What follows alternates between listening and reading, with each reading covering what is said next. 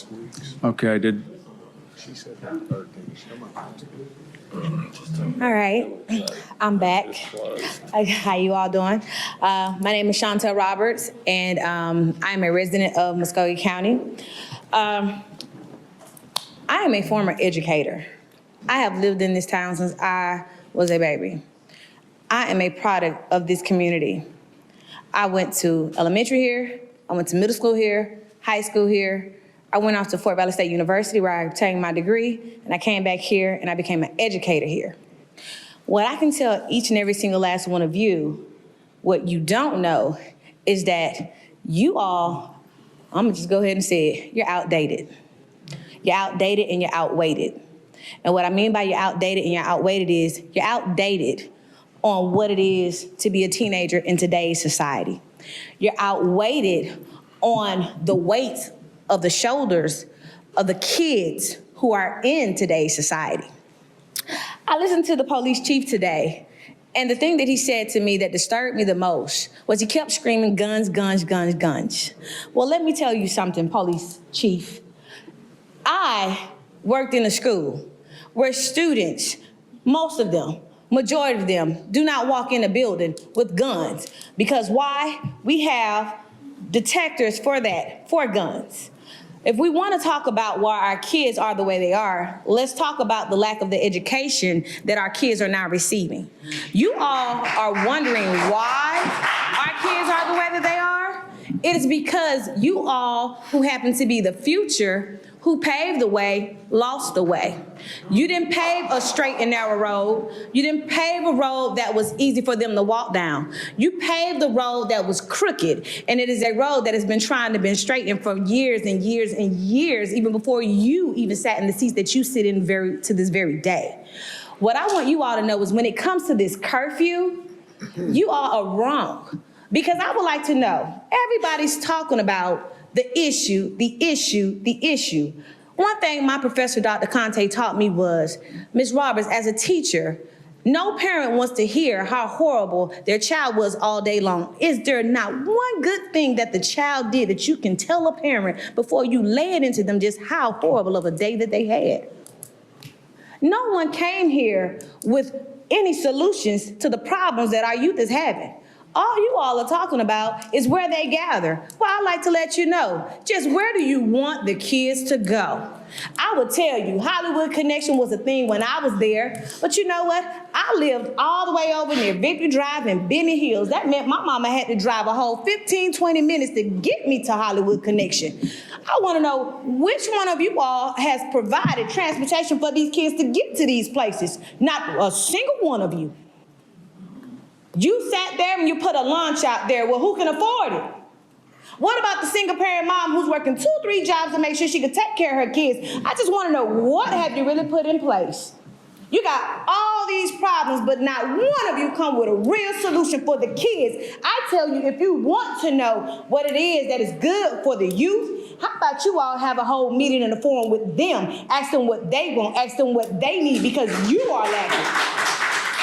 The very people that you all are trying to condense is something that I would tell you, that I tell all my students. I work for you. See, my students don't have it the other way around. I work for them. If it wasn't for my students, I would not have the privilege of being able to be an educator. Why is that? Because they are the reason why I get to be employed. The same reason why you sit in the seats that you sit in today is because you have a government system here and colleagues and constituents who you work for. Don't ever get it twisted. You all beg people for votes and you get out here and you put your signs up and all this stuff like that. But as soon as somebody want to come and tell you about how they want you to treat their children, you sit there and you're ready to write and stroke the pen all because of what one person say here who hasn't lived in Columbus, Georgia. Sir, let me tell you something. You're not from my city. So you can't tell me about my city. You can't tell me what Victory Drive used to look like when you used to have a Pizza Hut and you used to have a Wednesday and you used to have a Western Sizzle and everything else. You don't know nothing about my city. You don't know nothing about the fact that there used to be a Columbus Square Mall that sat right over here in this corner, and now we don't have that. But you got a strip mall way out there and a Peachtree Mall that is dying slowly every day. Don't tell me about what Columbus is when I can tell you what Columbus ain't. Now, let's get back to this curfew here. Because that is why we are all here. You all have failed together as the mayor, as the superintendent, all involved. Because our kids go hand in hand with you. I will tell you that what I have seen as a teacher is nothing but a gateway to jail and to streets and to nothing else, because you have not given them anything else. Their job every day is to go to school.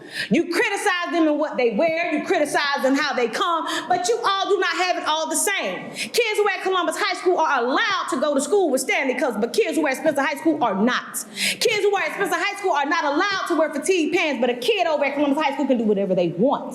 So when you go to sit and talk about what the privileges are of these kids and what they can and cannot do, it starts in the education system, and it also starts with you. Don't you dare sit here and tell me you're gonna draw a line on my kids, because let me tell you something, it's my inbox that they check, not yours.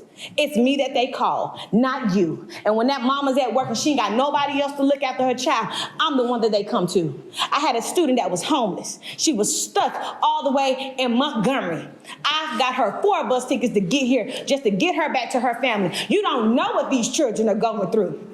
I will tell you, there's something that I learned when I was in a meeting. It's called All Because I Didn't Have a Pencil. You don't know what it takes a child to go through on a regular day just to get through. Lights, and mama not there, and mama trying to get to work and everything else. I beg you, before you sit here and allow a person who is not from here to tell you what to do with the children of my community, I suggest you have several seats and you call my kids down to the floor and let them tell you what is missing.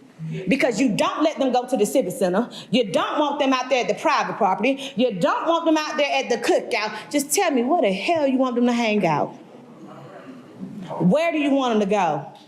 You haven't given them nowhere to go. The school is only one place. And don't tell me Columbus Parks and Recreation, because baby, I can tell you one thing. I used to hang and play basketball and run up and down Benny Hills Park. You took that pool from that area. You took the pool from 8th Street. You sat there and you put a pool over in off of Buena Vista Road, Shelby Winston. And for every pool place that you all have put, you know what you did? You made a one-way in and a one-way out. You sat there and did that. You all made it easy for a child to drive down and shoot up a place and people got to figure out how to go up a hill and get out. You did that. You did that. You want to talk about guns? Legislators said that they can have a gun at the age of 18, go get shotguns. Why? Because they say they out here shooting deers. Most black kids I know ain't shot no deer. They probably around here eating deers because most of their grandparents are from the country. So don't sit here and tell me you're going to tell me about a curfew. Stop what you are doing and reevaluate yourselves, because the very people that you are putting all these plans on are the very people who want to be voters next day in the next upcoming years. And these will be the very same people who decide whether or not what you're going to do with your life. These are your future doctors, lawyers, educators, and everything else. I suggest you think about what you're doing, because the same way you're sitting up here giving up on him, he might be the same little boy, little girl, or anyone else that makes a decision on what you do when you hit 70, when you hit 80, when you hit 70, when you hit 80, you don't know what the future is going to do to you. So I suggest you think about your future, because every single last one of you have talked about a teacher behind their back, said something about your mama, you smarted off at your mouth and every single thing else. So don't sit here and act like your hands are so clean, because they're not. Don't do that to my students.